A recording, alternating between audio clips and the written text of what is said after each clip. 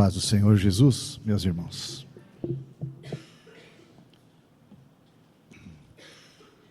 Vamos abrir a palavra do Senhor em Mateus capítulo 5.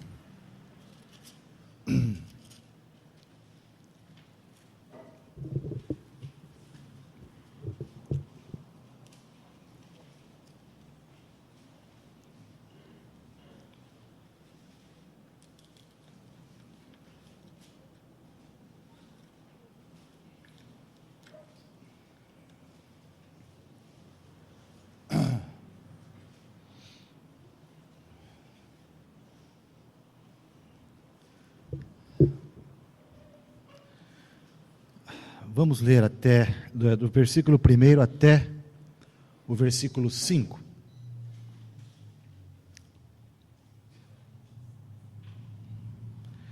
Vendo Jesus as multidões, subiu ao monte, e como se assentasse, aproximaram-se os seus discípulos.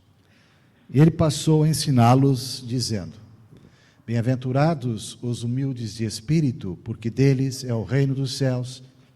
E bem-aventurados os que choram, porque serão consolados. Bem-aventurados os mansos, porque herdarão a terra. Bem-aventurados os que têm fome e sede de justiça, porque serão fartos. Vamos orar mais uma vez. Pai, bendizemos teu nome, te adoramos, e aqui queremos expressar nossa gratidão. Quando nos reunimos, o propósito é magnificar o teu nome, engrandecer o teu nome. Só o Senhor é digno. A tua maravilhosa graça que nos alcançou, e por isso estamos aqui. E na liberdade dos filhos de Deus, podemos conjuntamente proclamar o teu nome, expressar nossa admiração, nosso amor pelo Senhor. Muito obrigado, Pai, que a tua palavra lida seja ministrada aos nossos corações. Quanto necessitamos da orientação do teu Espírito por meio da palavra. Por isso te rogamos, fala aos nossos corações. Dependemos totalmente de ti nesta noite. Assim oramos agradecidos em nome de Jesus. Amém. Já temos tido oportunidade, pela graça de Deus, de estar compartilhando sobre as bem-aventuranças aos domingos. E já compartilhamos sobre bem-aventurados os humildes de espírito, bem-aventurados os que choram e bem-aventurados os mansos. Nessa noite vamos nos deter então no versículo 6, bem-aventurados os que têm fome e sede de justiça, porque serão fartos. Temos insistido que o Sermão do Monte não representa simplesmente um conjunto de palavras de retidão, destinadas a um povo, destinadas à orientação de um povo de Deus, para reger as suas vidas, a sua maneira de viver, de se comportar. A verdade, há muitos outros líderes religiosos que deixaram também boas prescrições de conduta, de comportamento ético e moral, para que as pessoas então intentem viver por meio dessas prescrições e dessa forma, então, agradar a Deus. Mas nós temos aqui salientado que, primeiro, nós não somos convidados a simplesmente observar um conjunto de regras muito boas, as quais nós olhamos para elas e até julgamos que podemos cumpri-las por nós mesmos. É impossível, em nós mesmos, nós pretendermos andar e seguir as prescrições aqui, dadas pelo Senhor, por nós mesmos, sozinhos e independentes. Não é simplesmente um conjunto de prescrições exteriores de comportamento, para que assim então nós sejamos bem vistos. E de alguma forma nós nos sintamos bem diante de Deus, e até então, com isso, bem-sucedidos diante de Deus. Não é essa a questão. Aqui o que o Senhor está trazendo são prescrições, sim, mandamentos, observações importantes que regem a vida. Mas, já na primeira bem-aventurança, fica muito claro que a primeira atitude que nós temos que ter é a prática de sermos humildes de espírito. O que é isso?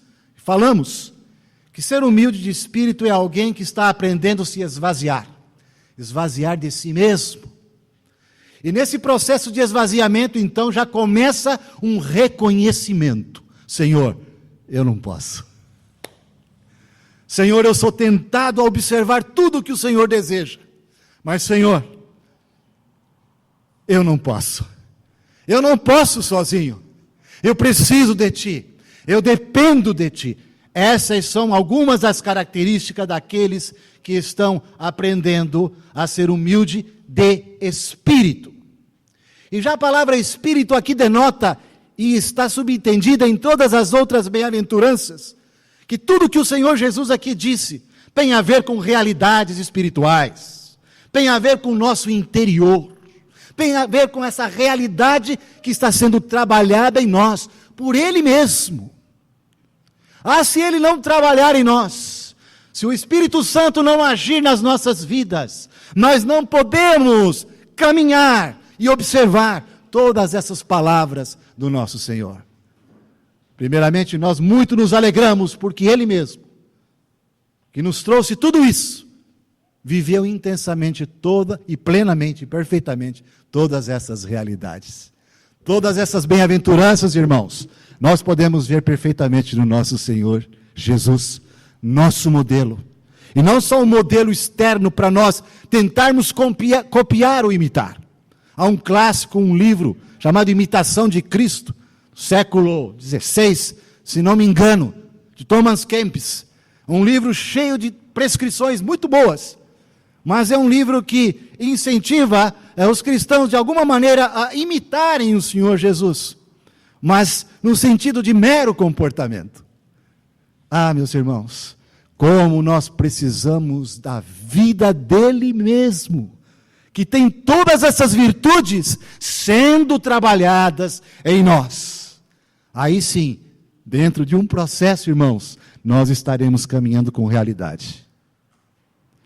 Porque a realidade e o que parece realidade caminham às vezes muito juntos, se confundem e muitas vezes é difícil discernir se algo é espiritual ou carnal com aparência de espiritualidade, ou seja, algo meramente exterior.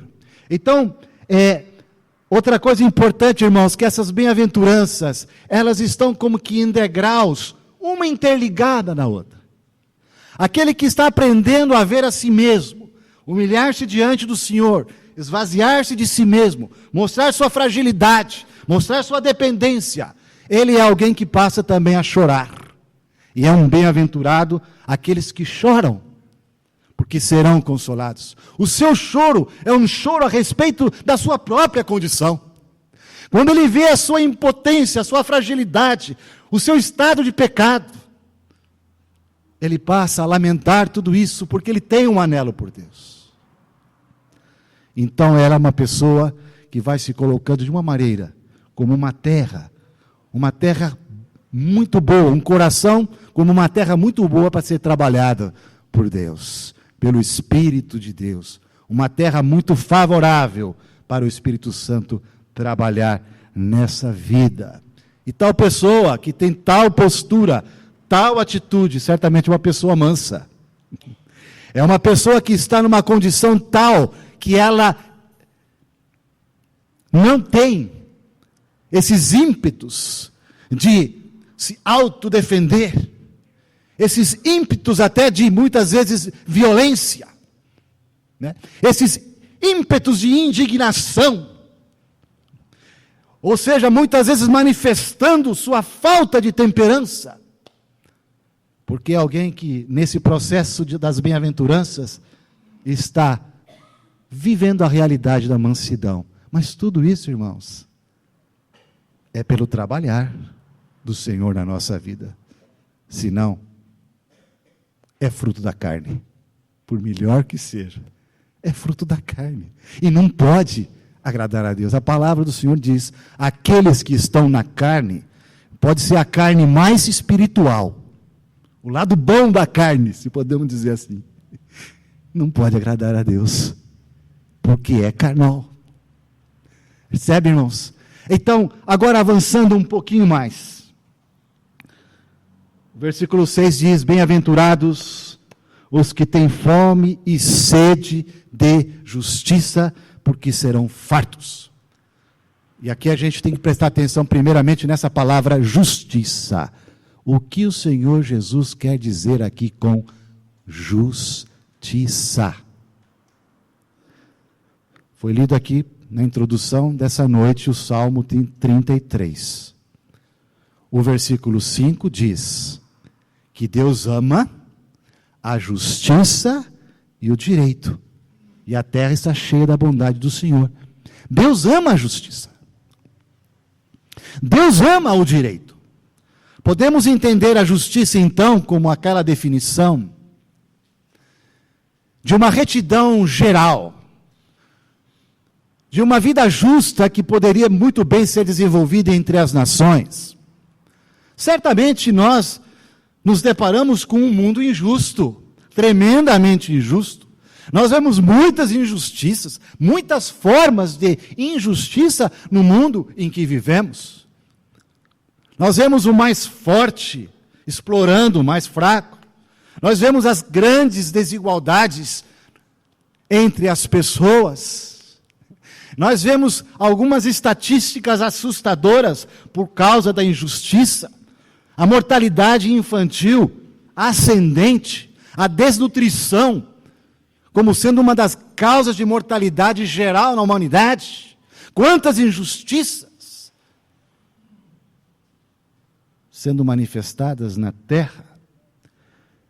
E não pensem, e nós creio que não pensamos que Deus não se importa com isso, porque há muitos textos, tanto no Antigo Testamento como no Novo Testamento, em que Deus, sim, ama a justiça nesse sentido geral. Mas, aqui, nas bem-aventuranças, quando aqui o Senhor Jesus está dizendo, bem-aventurados os que têm fome e sede de justiça, não é essa justiça que eu estou me referindo aqui agora, nesse momento, que eu acabei de falar. Que justiça seria essa?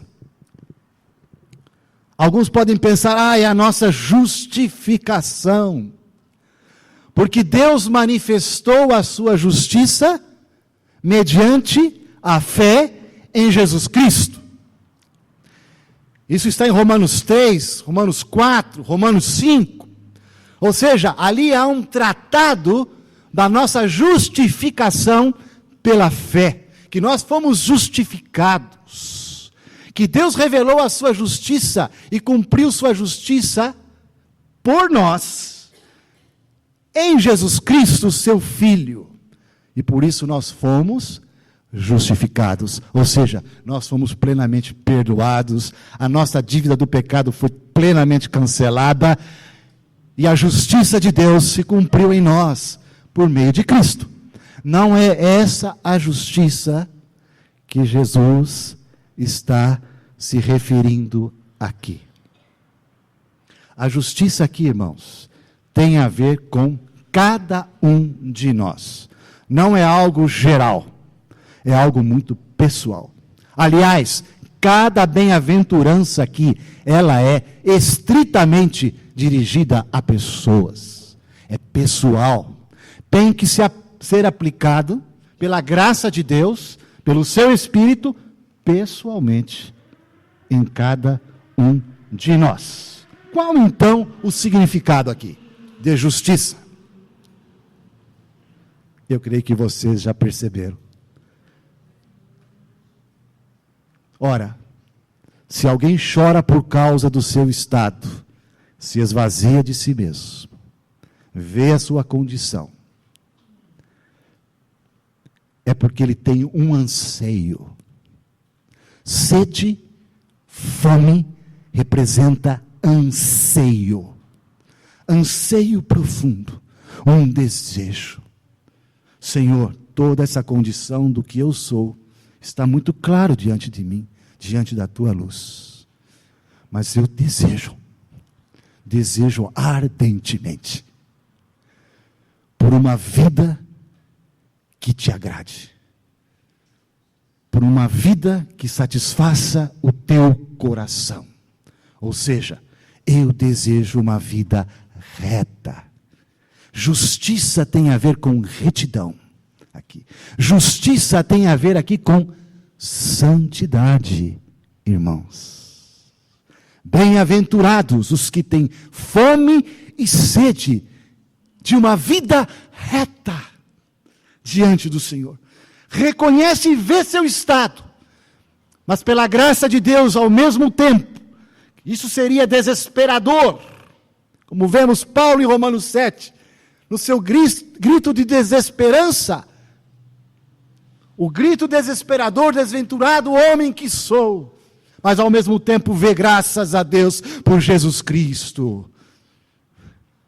Graças a Deus por Jesus Cristo que me livrou. E então começa esse anseio por ter essa vida que agrada o nosso Senhor. Então, irmãos, ter fome e sede de justiça é anelar por ser livre do domínio do pecado. Somos pecadores? Somos. Pecamos?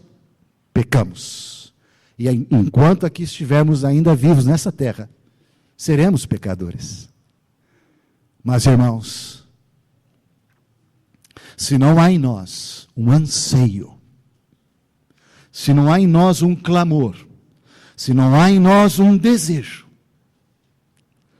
de não pactuarmos, de não nos alegrarmos com o estado de pecado, algo muito, muito errado está ocorrendo conosco. Precisamos urgentemente de uma intervenção salvadora nesse sentido do Espírito Santo de Deus por nossas vidas. Porque essa pessoa que está expressando então essa fome e essa sede de justiça é alguém que está desejando uma vida separada para Deus. É um anseio por ser livre do domínio do pecado. Mais do que isso, é um anseio por ser livre do desejo, não só do domínio, mas do desejo de estar vivendo no pecado. Em suma, é aquela luta com o próprio eu, né, meus irmãos? Quando falamos assim, essas palavras são tão familiares, não é verdade, irmãos? Essas palavras, elas vão tão de encontro com a realidade espiritual, nós os identificamos e prontamente nos vemos como diante de um espelho, né? E não podemos refutar ou simplesmente negar toda essa condição. O significado ainda por justiça, ou seja, um desejo e fome de justiça, irmãos, agora também passa pelo desejo, vamos dizer, agora no aspecto mais positivo, um desejo por conhecer mais a Deus. Você conhece a Deus? É? Você conhece a Jesus Cristo? Até que ponto? Qual grau?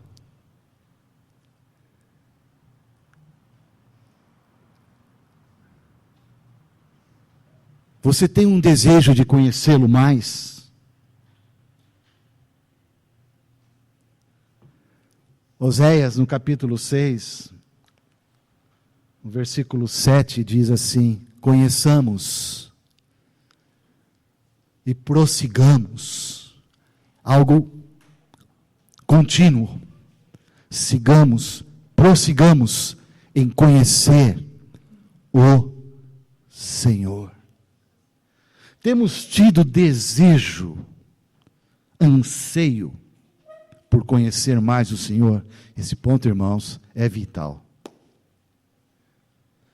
Alguma coisa de muito errado está acontecendo comigo.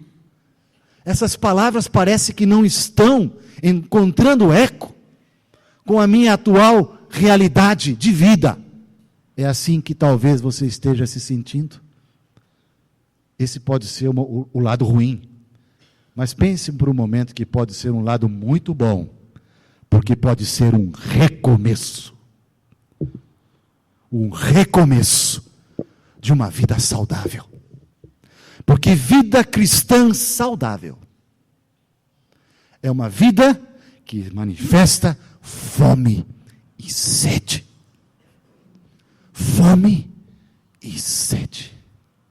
Irmãos, na mensagem profética do Senhor Jesus, lá em Mateus 24, a respeito dos últimos dias, os tempos do fim, ele diz que uma das características é que o amor se esfriaria de quase todos. Certamente que o esfriamento do amor está ligado à falta de apetite e sede pelo Senhor. Aqueles que estão perdendo o amor pelo Senhor, certamente estão manifestando sua falta de sede por Ele e de fome por Ele.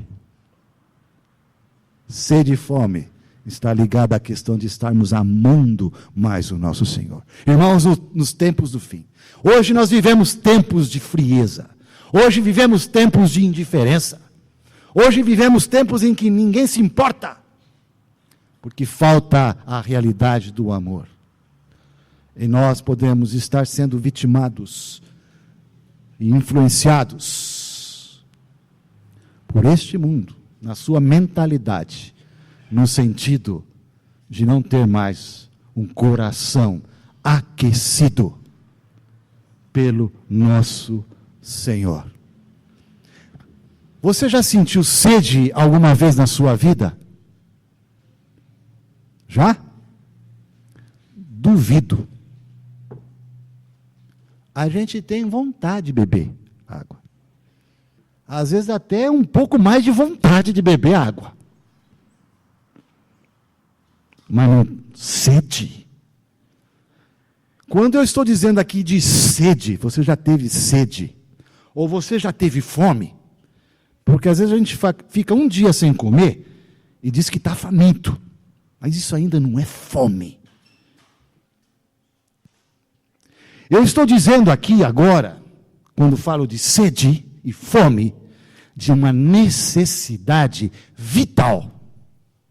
E passamos a sentir a verdadeira fome e a verdadeira sede quando chegamos naquele estado chamado de inanição. Chegamos alguma vez a um estado de inanição? Do ponto de vista de sede e fome? Creio que pelo menos a maioria de nós aqui não. E na verdade, irmãos, o Espírito Santo, amoroso, gracioso, quer nos levar, nos conduzir a essa condição de brotar em nós um anseio, como alguém que está já há 20 dias num deserto, sem uma gota de água. E essa linguagem da Palestina, de sede, ela é tão conhecida. O Salmo 42, como suspira a corça pelas correntes das águas. Por ti suspira minha alma, suspira por ti, ó meu Deus. A minha alma tem sede de Deus, do Deus vivo. Não é isso que diz o Salmo 42? É. O Salmo 63. Ó Deus, Tu és o meu Deus forte. Eu te busco ansiosamente. Percebe? A minha alma tem sede de ti. O meu corpo te almeja como uma terra árida, seca, sem água. Dá para a gente pegar um pouco do espírito desse salmista, ao dizer do seu anelo e do seu anseio por Deus. Porque justiça não é um conceito. Avançando um pouco mais. Justiça não é uma definição. Justiça, no seu significado pleno, é Ele mesmo. Quando nós o anelamos, nós anelamos a verdadeira justiça. E quando nós o temos, nós vamos ter um viver de justiça. Porque a justiça dele é em nós, Cristo. Irmãos, que nessa noite poderíamos parar por aqui. Quem dera o Espírito Santo trouxesse para nós, graciosamente, a realidade, o estado verdadeiro de cada um de nós. Porque é um grande sinalizador da nossa condição. Até onde tenho tido sede, até onde eu tenho tido fome de justiça nesse sentido. E o Senhor é tão maravilhoso. Buscar-me-eis e me achareis quando me buscardes de todo o coração. Ele é uma fonte inesgotável de água viva a jorrar para dentro de nós. A palavra de Deus diz lá em João 6, versículo 37, assim: o que vem a mim, com tal sede, com tal fome, de modo algum, de maneira nenhuma, o lançarei fora. Irmãos, vamos então aqui aplicar um pouco tudo isso que temos falado. Alguns sinais de alguém que tem fome e sede. Primeiro, estamos de fato apercebidos, claros, a respeito da nossa própria justiça, que muitas vezes ela quer se manifestar. Aqui mesmo no Evangelho de Mateus, no capítulo seguinte, o capítulo 6, Jesus já começa dizendo: guardai de exercer a vossa justiça diante dos homens. Porque muitas vezes nós somos tentados a mostrar a justiça que a gente acha que é nossa mesmo. Essa justiça, ela é falsa, enganosa, carnal, exterior. Então, primeira coisa é essa: nós reconhecemos, sabemos que muitas vezes nós nos colocamos nessa posição. Não, eu estou tranquilo, eu estou indo bem, eu sou um bom cristão, um bom marido, um bom patrão, etc. e tal, procuro.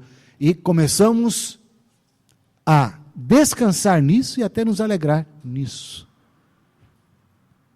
Segundo, alguém que está manifestando essa sede e essa fome, sente uma necessidade diária de estar experimentando uma libertação do desejo do pecado. Irmãos, se nós estamos nos acostumando com a vida do dia a dia, e vamos aqui e ali negociando, e guardando, acariciando pecados, sem tratá-los, não somos bem-aventurados. Desventurados somos. Estamos cheios de nós mesmos e estamos vivendo essa vida já de diálogo com o pecado, ainda que em pequenas porções. E assim nós vamos nos acostumando com isso. É um sinal de anormalidade muito grande. Quando nós já não lembramos mais quando estamos diante do Senhor dizendo: Senhor, me perdoa. Senhor, eu quero me arrepender. E se há então aqui nessa noite um desejo, ou algo do qual nós precisamos buscar arrependimento, quem sabe? Senhor, eu quero me arrepender porque não tenho tido sede e fome do Senhor. Não tenho tido. Não tenho tido sede e fome de justiça, nesse sentido mais profundo. Não tenho desejado uma vida reta, ou uma vida separada para ti mesmo. Um arrependimento por causa dessa situação.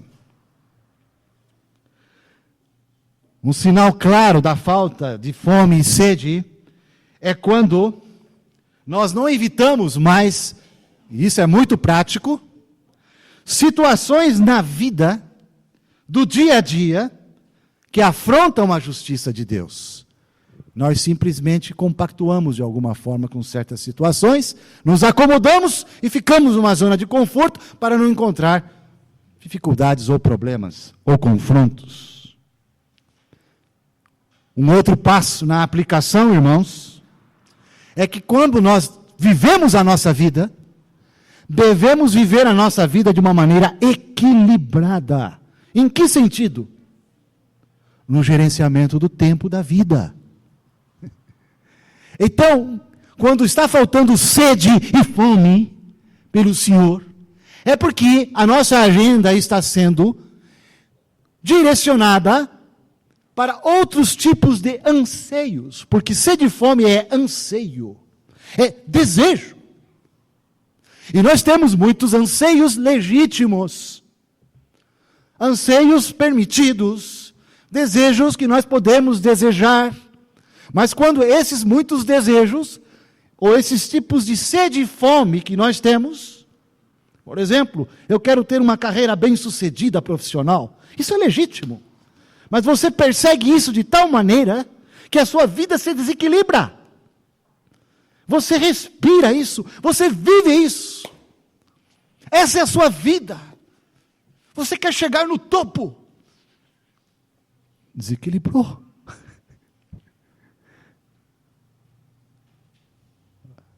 Imaginem vocês dentro da minha profissão, dentro da medicina. Meu Deus, quanta coisa para ler, estudar, atualizar, cursos. De vez em quando eu não estou aqui nos finais de semana. Onde eu estou? Estou em São Paulo, fazendo curso, atualização. Mas não é a medicina que rege a minha vida, irmãos. Não é a medicina que ocupa espaço, tempo na minha vida. Tem o seu lugar. Porque é a minha responsabilidade fazer um bom trabalho. Tenho que fazer isso. Mas na proporção devida. Percebe? A diversão, né? O esporte que a gente gosta. Desde pequenininho eu sou esportista. Sou grande coisa, mas esportista. Várias modalidades. O esporte é uma coisa muito boa. Mas não pode ser desproporcional. No sentido de tempo. E assim por diante, tantas coisas na vida da gente. O que é que te rouba tanto tempo assim? No seu dia a dia? Temos que pensar. E equilibrar. Buscar graça de Deus. Não é fácil. Não é? Mas buscar graça de Deus para isso. Amém? Uma outra condição importante e aplicação prática é um exercício. Mantenha no seu dia a dia a consciência de Deus e uma consciência de um desejo de uma vida reta para Ele. Se você estiver exercitando isso no seu dia a dia, não é esse desligado aéreo, que está aí, parece que mais um na correnteza da vida. Vamos lá, a vida leva eu. Mas a cada manhã, a consciência, Senhor, me mantém saudável. com sede e fome de Ti. Com essa consciência, ainda que no meu cotidiano, de Ti mesmo. Ah, irmãos, isso é salvação para a nossa vida. Os meios de graça, a palavra, a oração, são meios que nos mantêm com Ele, o nosso Senhor. E então é uma retroalimentação e uma saciedade da sede na medida que estamos com Ele, porque Ele é a fonte. Bem-aventurados os que têm fome e sede de justiça, por quê? Porque serão fartos.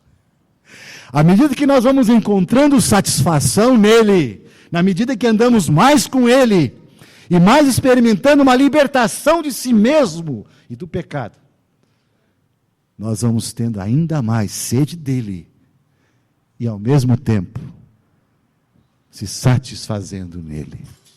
Essa é a vida saudável que Deus tem para nós, na medida que damos esses passos. Amém, meus irmãos? Já esteve aí pensando diante de Deus? Já chegou no estado de inanição? Inanição é clamor por socorro. Senhor, salva-me.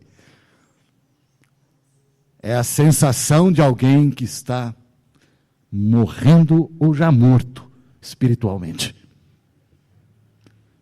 A minha vida está apagada. Ou a minha vida, vamos dar alguns sinônimos, a minha vida está sem sabor, no sentido de vida cristã. A minha vida, ela não borbulha mais. A minha vida perdeu frescor. A minha vida está tão entremeada e entrelaçada com tantas coisas que eu já não sei mais. Os meus afetos e sentimentos pelo Senhor se foram. Eu não tenho por onde começar. Por onde começo? Comece pelo começo. Pela primeira bem-aventurança. Que o Senhor faz o resto. E a fonte volta a jorrar. A alegria da salvação retorna. O desejo de proclamar o nome do Senhor para aqueles que estão mais próximos de nós, ela se refaz. E nós nos sentimos agora então vivos. Mortos para os pecados, mas vivos para Deus. Ah, irmãos, que o milagre desta recuperação espiritual, feita por Ele, possa suceder em todos os nossos corações aqui, para a glória dEle. Porque nesse processo das bem-aventuranças, no final, o propósito é para que vejam, possam ver gente diferente, gente saudável, gente cheia de vida, diferente. Como sal e luz nessa terra. Mas isso vai ser assunto mais para frente, se Deus permitir. Vamos orar. Pai, aqui estamos diante de Ti nessa noite. Queremos Te rogar a misericórdia do Senhor. Senhor, tenha misericórdia. Se as palavras compartilhadas foram fracas, por causa do compartilhador, se os nossos corações não estão receptivos, por causa da frieza do nosso coração, se nada em nosso derredor pode fazer com que algo novo brote nos nossos corações, rogamos a intervenção do Senhor mesmo nas nossas vidas. Desperta uma sede e uma fome em nós, por essa justiça que o Senhor Jesus aqui compartilhou no início do seu ministério. Que haja um anseio em nós renovado, que haja em nós um desejo recuperado, vivo, por uma vida reta e, mais do que isso, por uma vida contigo, de amor, de anseio por ti mesmo, de te conhecer mais, de ter prazer em ti, alegria em ti, esperança em ti. Assim oramos, Pai, em nome de Jesus. Amém.